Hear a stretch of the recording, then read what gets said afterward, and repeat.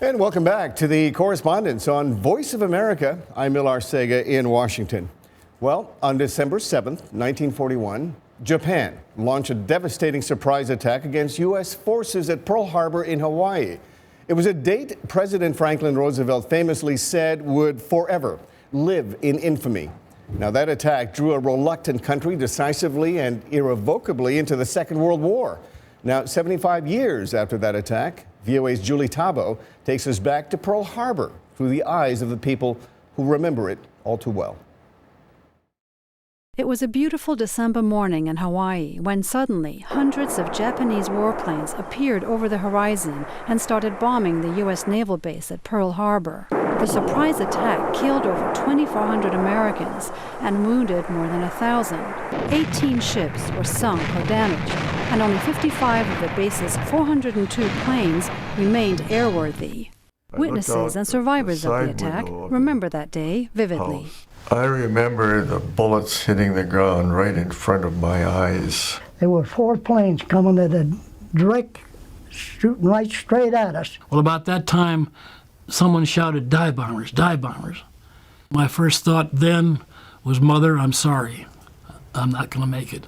I just think of these guys that trapped down there, couldn't get out, and what they gave up. Just like the song says, "Remember Pearl Harbor."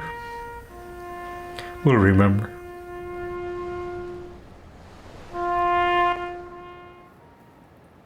And we will never forget. And to help us remember and commemorate the 75th anniversary of the attack on Pearl Harbor, I'm joined by VOA Features reporter Julia Taboh, who put together that very poignant report. I thank you for joining us again, Julia. That was an excellent report. And My pleasure. I thought what was particularly poignant and touching about your report was that this may be the last time we hear from many of these servicemen, their recollections. A lot of them are in their 90s, late 80s, perhaps, exactly. Right? I mean, this happened 75 years ago, so many of those veterans, unfortunately, will be losing them over the next, few years.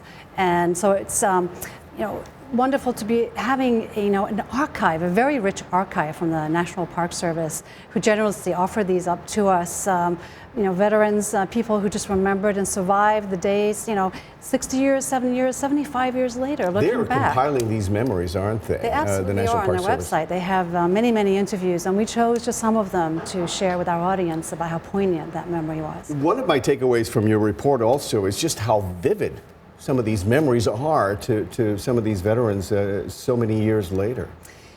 We all remember 9/11. We all remember where we were on that day. Right. And for many of these people, it's almost as if it happened yesterday for them. So they are able to recall just vivid details of that experience, whether they were civilians having witnessed it or survivors on the boats or on the islands just looking on and being in it. Right. It's very, very poignant and searing memories for them. So people remember things in very different ways and for very different reasons. And there were also Japanese American servicemen at Pearl Harbor when the attack took place. So our colleague Mike Sullivan spoke with some of them, and their recollections are also very powerful for different reasons, as we say.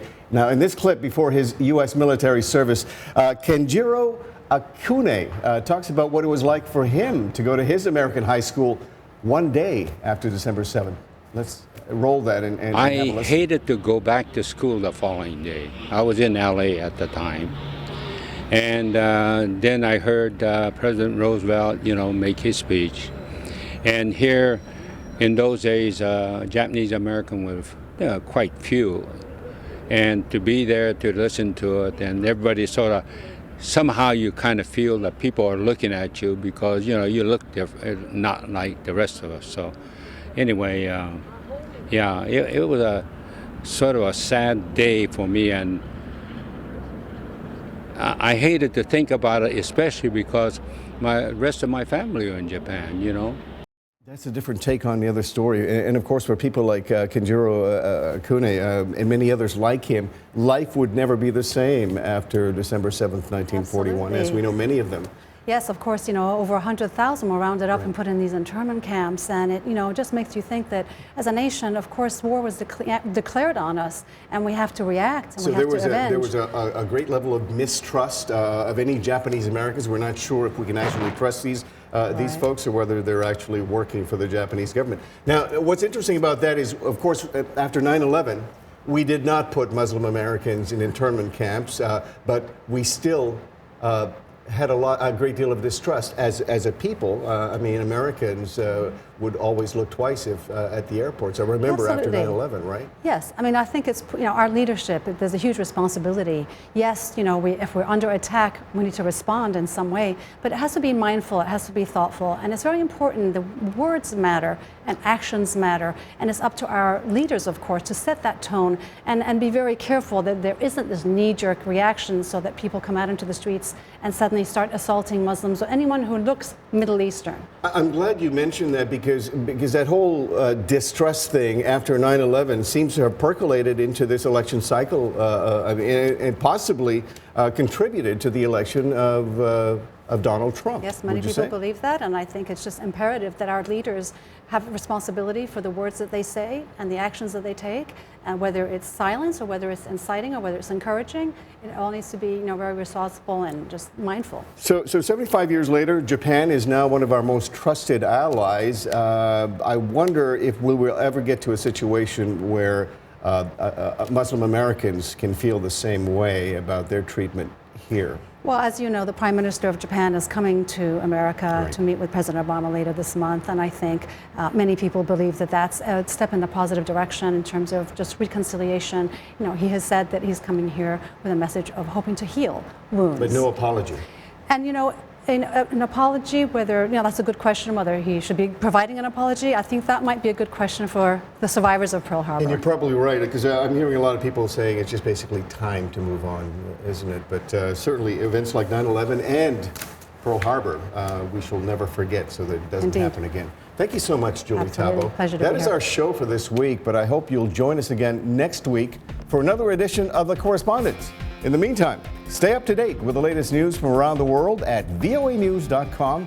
You can also check out this and our other shows. Just go to the Programs tab on the upper right. We're also on Facebook and YouTube at VOA The Correspondents. I thank you for joining us. I'm Arcega, and for now, so long from Washington.